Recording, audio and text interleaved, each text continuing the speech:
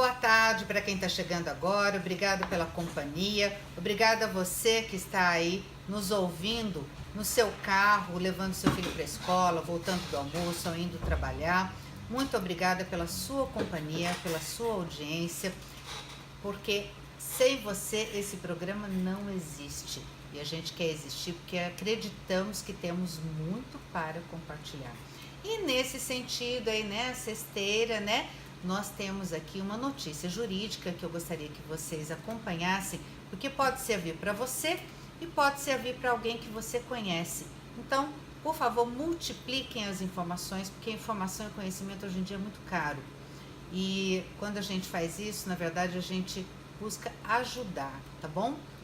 E a notícia de hoje é o seguinte: primeira seção reafirma que menor sob guarda tem direito à pensão por morte. O que isso está querendo dizer, gente? Está querendo dizer exatamente que aquela criança que está sob a guarda de alguém, lógico que regulamentada, quando essa pessoa, o guardião, falece, essa criança tem o direito de receber a pensão dele, tá?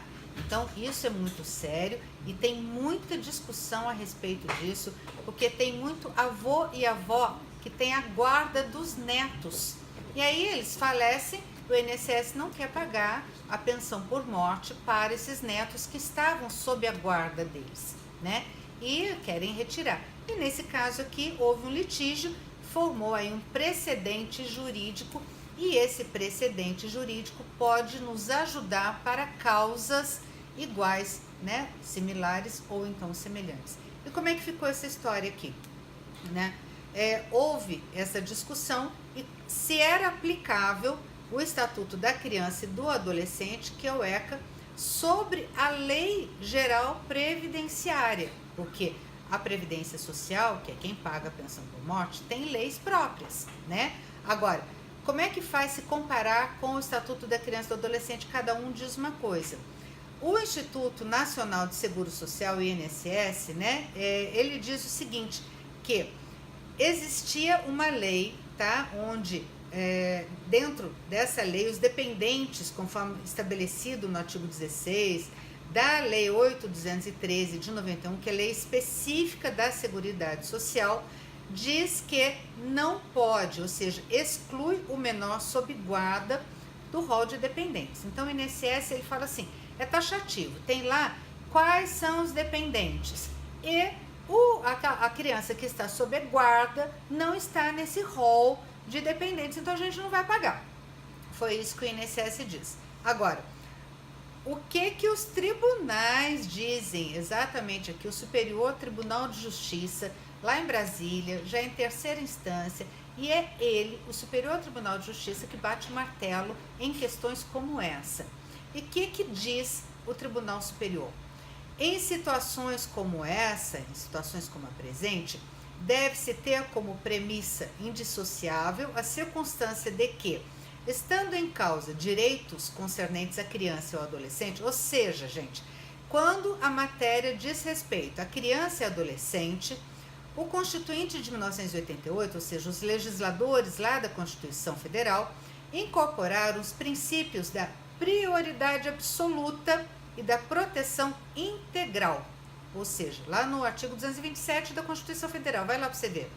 E aí ele afirmou que o texto constitucional assegurou aos menores direitos como a vida, a saúde, a alimentação e a dignidade. E com base nesses princípios constitucionais, ele diz que é assegurado ao menor sob guarda o direito ao benefício da pensão por morte, mesmo se o falecimento tenha ocorrido após a modificação da lei previdenciária. E aí, o mesmo entendimento foi reafirmado por outra turma, né, por outra sessão, durante o julgamento desse recurso especial. Então, gente, ficou definido, só vale para esse caso concreto que eu estou dizendo para vocês aqui, mas serve como precedente jurídico para outros casos que sejam semelhantes ou similares, ou seja, iguais. Se você está nessa situação, você deve saber, então, que os tribunais já decidiram essa questão e que o menor, a criança que está sob a guarda de alguém. Se esse guardião falecer, já existe na justiça alguns precedentes que dizem que essa criança tem o direito de receber a pensão por morte do seu guardião. Tá bom? Essa é a nossa notícia jurídica de hoje.